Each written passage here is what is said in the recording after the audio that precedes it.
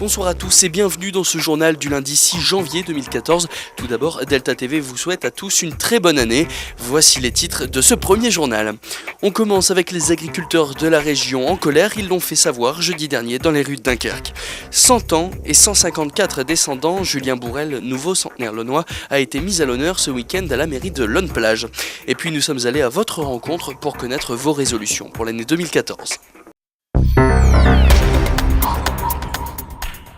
Le 2 janvier dernier, la phase d'enquête publique concernant le projet du schéma régional de cohérence écologique mis en place par le Conseil régional a pris fin. Ce même jour, plus de 300 agriculteurs ont manifesté leur colère dans les rues de Dunkerque. Le schéma régional de cohérence écologique veut favoriser la biodiversité, notamment en créant des zones humides et en reboisant des espaces. L'absence de concertation avec les acteurs du territoire est pointée du doigt. Où on veut montrer qu'on nous a oubliés, il n'y a pas eu aucune concertation. Et là, c'est déplorable. Ça, on ne peut pas l'accepter.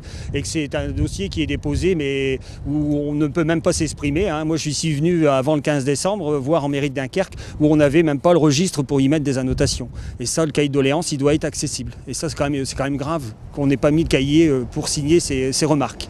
Si le projet est mis en place, les exploitations agricoles risquent d'être menacées. On est fortement touché sur le canton de Gravelines et Bourbourg. Les deux cantons sont très fortement touchés en zone verte et zone humide.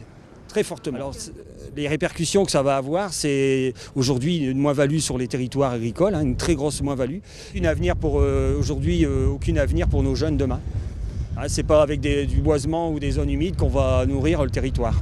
Selon la FDSEA, la Fédération départementale des syndicats d'exploitants agricoles, la mise en place des trames bleues et vertes engendrerait également des problèmes d'inondation dans les communes aux alentours. Et c'est-à-dire que pour ne pas inonder Dunkerque demain ou d'autres villes, on y mettra de l'eau sur nos campagnes, quel que soit. Mais ce qui est plus dramatique là-dedans, c'est que des grandes villes vont être inondées aussi. Si on n'inonde pas Dunkerque, mais on va inonder d'autres villes et villages. Agriculteurs, élus locaux et particuliers demandent au Conseil régional de travailler ensemble pour trouver des solutions. Une affaire à suivre. Né le 3 janvier 1914 à Bourbourg-Campagne, Julien Bourrel vient de célébrer ses 100 ans et c'est entouré de toute sa famille que le centenaire a soufflé ses bougies. Une famille nombreuse puisque Julien Bourrel compte 154 descendants directs et tout le monde était bien présent. 9 enfants, 31 petits-enfants, 78 arrière-petits-enfants et 36 arrière-arrière-petits-enfants.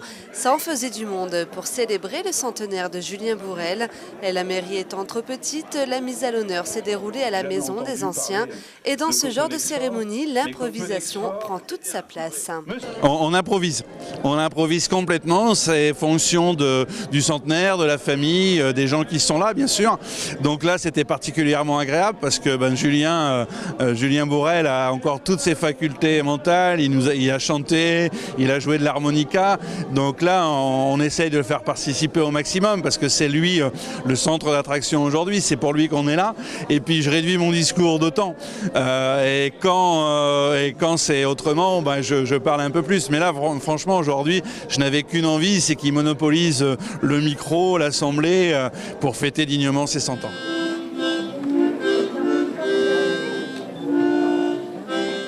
C'est grâce à Christine que Julien Bourrel a la chance de passer ses 100 ans entouré de toute sa famille. Depuis 2 ans, sa belle-fille organise ce grand jour. J'ai fait appel aux belles-sœurs pour qu'ils me donnent leurs enfants, leurs petits-enfants. Très dur pour ne pas oublier personne, car je ne connais pas le 3/4.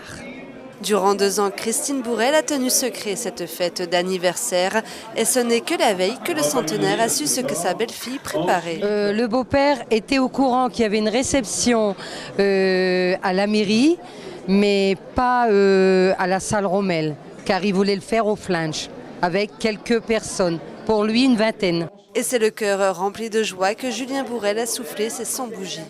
J'ai eu peur qu'il n'aurait pas accepté, mais alors il a vraiment accepté. Et aujourd'hui, il est vraiment heureux. Je remercie tout le monde qui sont arrivés ici. Ils ont voulu faire honneur un petit peu à moi.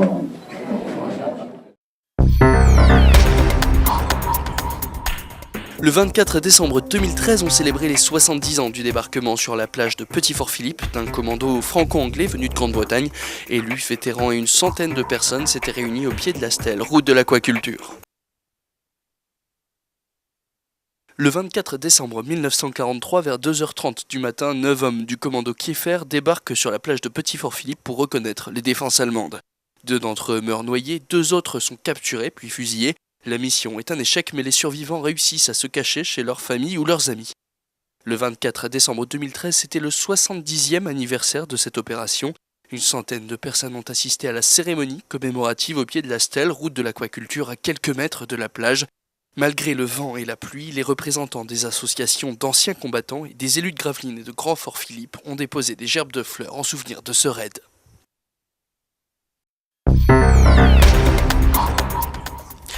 Au début de l'année, chacun se fixe des objectifs et essaye de se tenir à des bonnes résolutions. Les Gravelinois ne manquent pas d'imagination et surtout pas d'humour. Perdre un peu de kilos, ça serait pas mal aussi. Le sport, à fond. Du sport, vous faites quoi? Ah, de la gym. Pour moi, pas grand-chose. Vous êtes heureuse comme ça? Ouais. C'est bien. Ouais. Avoir un bon travail, un travail fixe. Soit trouver un stage pour mon école ou un travail. On va être plus sage, quoi. J'ai pas vraiment de raison. Plus sage, qu'est-ce que ça veut dire ça? On va essayer d'être plus sérieux au boulot. On va travailler plus de jours. On va essayer d'arrêter de fumer. Aller au-devant des personnes qui ont besoin d'aide, c'est surtout ça. Une bonne retraite et une bonne santé. Une bonne santé surtout. Voilà. On est moins la peau. Ouais, voilà. Mais sur un plan personnel, quelque chose que vous n'avez pas eu le temps de faire, que vous ferez l'année prochaine, vous ne l'avez pas fait cette année? Une bonne résolution, ça serait de me mettre au sport, mais ce sera difficile. La santé. La santé. Ah ouais. Qu'est-ce que vous voulez d'autre? Franchement, je ne sais pas, parce que tout va bien. Vous êtes parfaite, quoi. Ouais, comme toutes les femmes. Reprendre le sport parce que j'ai un petit bide qui commence à ressortir avec les bons plats de madame, tout ça. Donc, et que le commerce reprenne comme avant. Un régime. Un régime? Ouais, quand même. Vous avez fait des abus pendant les fêtes? Non, pas trop, mais l'hiver, on a toujours tendance à emmagasiner. Le départ en vacances cet été avec les enfants. Ouah, arrêtez de travailler. Écoutez, pour cette année, je vais recommencer à fumer parce que cette année, j'ai vu qu'effectivement, ça m'a fait beaucoup de mal d'arrêter. Moi, personnellement, conserver la santé. Voilà. Non, alors une résolution, bien sûr, une résolution, maigrir. Dans ma tête, il faut que ça... Non, il faut que ça reprenne. C'est vrai, hein. Le sport.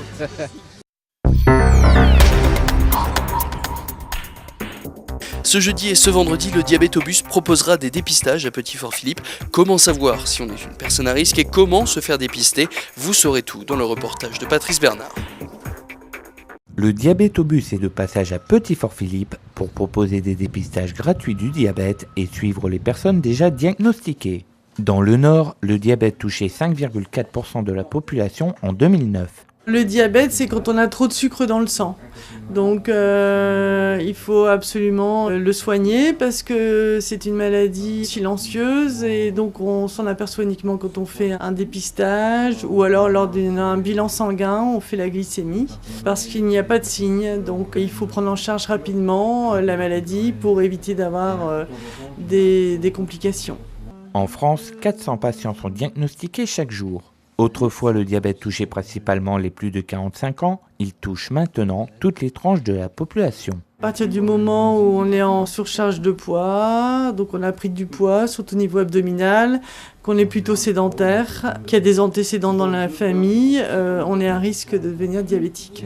Pour améliorer le capital santé des diabétiques ou pour prévenir du diabète, il est conseillé de pratiquer une activité physique régulière et modifier sur les conseils d'une diététicienne ses habitudes alimentaires, mais toujours en se faisant plaisir. Si la personne souhaite apporter un changement au niveau de ses habitudes de vie, on va d'abord aborder l'activité physique et arriver à remodeler l'alimentation de façon à ce que cette alimentation corresponde au goût du patient, mais que cette alimentation soit adaptée aux besoins du patient.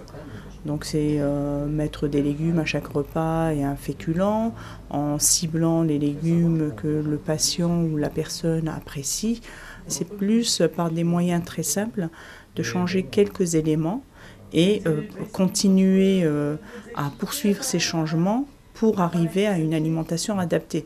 Pour se faire dépister ou se faire conseiller gratuitement, une infirmière et une diététicienne de la Maison du Diabète seront présentes lors du passage du diabétobus à la place Calmette de Petit-Fort-Philippe ce jeudi 9 et vendredi 10 janvier de 10h à 16h.